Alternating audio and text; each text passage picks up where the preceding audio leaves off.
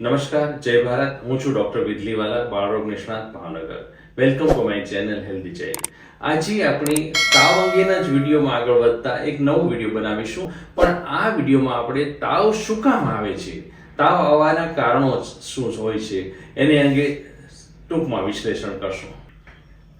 હવે આપણે તાવના કારણો જોઈએ. તાવ યાદ રાખવાનું છે આપણે કે તાવ પોતે રોગ નથી, પણ રોગોનું લક્ષણ છે. સંખ્યાબંધ રોગો એવા થાય છે બાળકના શરીરમાં અને આપણા શરીરમાં પણ કે જેની અંદર પ્રથમ લક્ષણ તરીકે તાવ આવે છે. તાવ એટલે શરીરનું વધી ગયેલું ઉષ્ણતામાં આપણે જોયું છે, પરંતુ એ પોતે રોગ નથી. ઘણા બધા રોગોની અંદર તાવ પોતે સૌથી પહેલા વ્યક્ત થતું, શરીર દ્વારા વ્યક્ત થતું એક લક્ષણ માત્ર છે.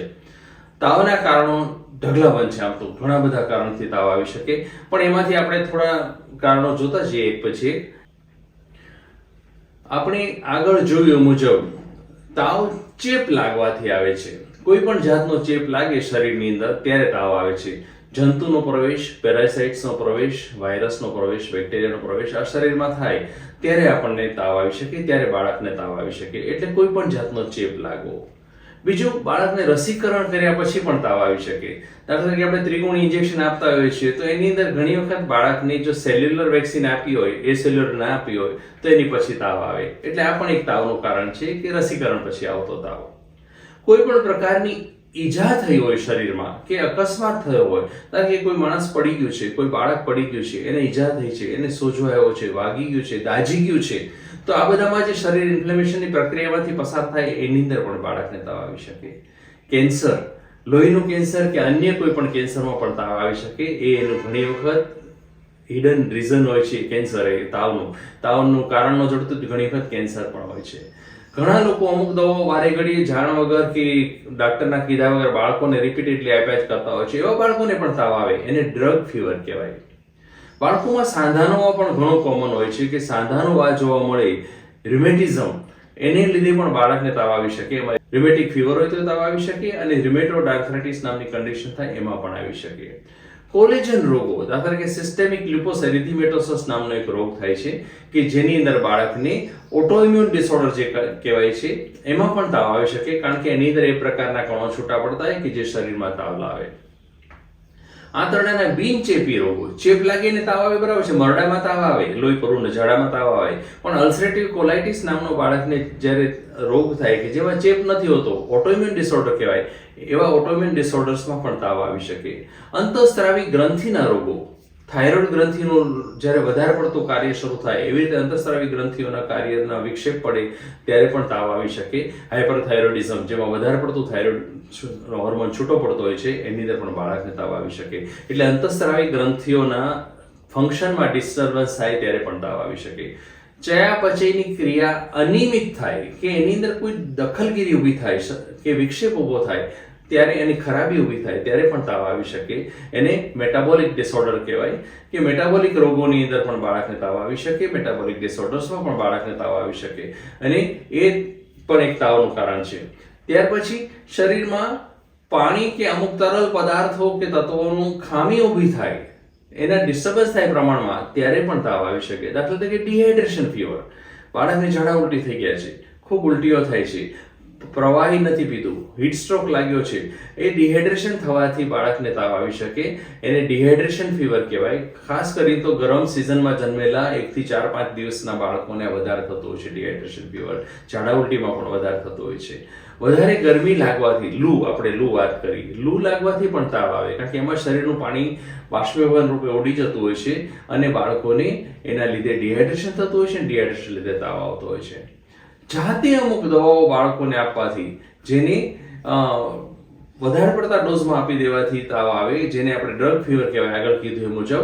પણ ઇન્ડ્યુસ ફીવર કે મા બાપ હાથે કરીને અમુક દવાઓ આપે જેથી કરીને બાળકને તાવ આવે, એવું આપણા દેશમાં બહુ ઓછું બને છે, પરદેશમાં આવા કિસ્સાઓ બહુ બને છે. નાનકડા બાળકને જરૂરિયાત કરતા વધારે પડતું વીંટાળવાથી, પરદેશમાં કેવું થાય કે રૂમ ગરમ હોય, ઘર ગરમ હોય, એમાં હીટેડ બ્લેન્કેટ હોય, એમાં બાળકને વીંટાળી દે, એના લીધે બાળકને ઘણી વખત ખૂબ તાવ આવી જાય, ખૂબ ગરમી વધી જાય. ઘણી વખત શિયાળામાં પણ આપણે અહીંયા બાળકોની ઘર ગરમ હોય કે હું રૂમ ઉફાળો હોય તો એ લોકો ઘણું બધું વીટતા હોય છે, ઘણું બધું ગરમ પહેરાવતા હોય છે, ત્યારે પણ બાળકને તાવ આવી શકે, એના લીધે પણ તાવ આવી શકે. એટલે બાળક તમે જોજો શિયાળામાં ઊંઘમાંથી બહાર આવે ત્યારે ગરમ ગરમ હોય આખું. એનું કારણ છે કે એની ચયાપચયની ક્રિયા ફાસ્ટર હોય અને એમાંય આપણે વધારે વીટાળ્યું હોય એટલે હીટ લોસ થવાની કોઈ શક્યતા ન રહે. એટલે ધ્યાન રાખવું કે વાતાવરણ મુજબ શરીર રૂમને ટેમ્પરેચર મુજબ જ વીટાળવું, વધારે પડતું ના વીટાળવું.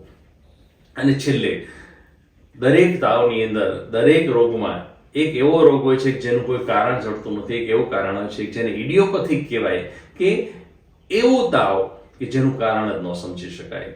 એને પાયરેક્સિયા ઓફ અનનોન ઓરિજિન ઘણી વખત અમારી ભાષામાં કહેવાય છે.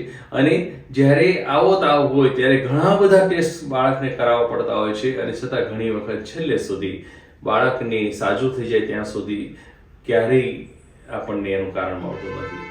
હવે તાવ બાળકનો મિત્ર છે કે નહીં એ અંગે આપણે વાત કરીએ. ન્યુરોસિફિલિસ સિવાયના કોઈ પણ રોગમાં તાવથી ફાયદો થયો આજ સુધીમાં નોંધાયું નથી. એટલે તાવ કોઈનો મિત્ર નથી.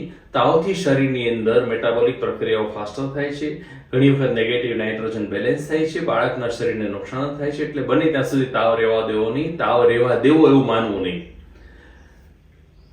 આજે તો આ બધા તાવ ઇન્ડ્યુસ કરવાના દવાઓ વપરાતી નથી, આર્સેનિક ને આ બધું, પણ પહેલાના જમાનામાં તાવ વધારવાથી સારું થઈ જશે એવું માનીને એવી દવાઓ વપરાતી હતી. પણ તાવથી ફાયદો થાય છે એ વસ્તુ મગજમાંથી કાઢી નાખવી જોઈએ. તાવ મિત્ર નથી. તાવથી રોગ પ્રતિકારક શક્તિ પણ થોડીક વિચલિત થતી હોય છે. બાળકને ઓક્સિજનની, પાણીની, ખોરાકની બધાની જરૂરિયાત વધી જતી હોય છે એ દરમિયાન શક્તિની, અને એ સમય બાળક ખાતું ન હોય એટલે તાવથી ફાયદો થવાને બદલે નુકસાન જ થાય છે. તાવ દરમિયાન લોહીનું પરિભ્રમણ વધારે થાય આપણું, એટલે તાવને એટલા પૂરતો થોડું ઘણું હેલ્પફુલ ગણી શકાય કે લોહીનું પરિભ્રમણ ફાસ્ટર થાય. 1 ડિગ્રી તાવની અંદર 20 ધબકારા વધતા હોય છે દરેક બાળકના. એના લીધે જે જગ્યાએ ચેપ લાગ્યો હોય ત્યાં આપણા શ્વેતકણો અને આપણા લોહીના પ્રતિકારક કણો વધારે પડતા ઝડપથી પહોંચી શકે, એટલું જ એનું પ્રતિકારક ઘટકો પહોંચાડવાની કામગીરી ફાસ્ટર થાય, એટલું જ એનો ફાયદો છે. બાકી તાવની અંદર કોઈ ફાયદો થતો નથી. એટલે તાવ બને ત્યાં સુધી રહેવા ના દેવો. તાવને બને ત્યાં સુધી ઉતારી જ દેવો, કે એનાથી બાળક સારું પણ મહેસૂસ કરે છે અને એને શરીરને નુકસાન પણ નથી થતું.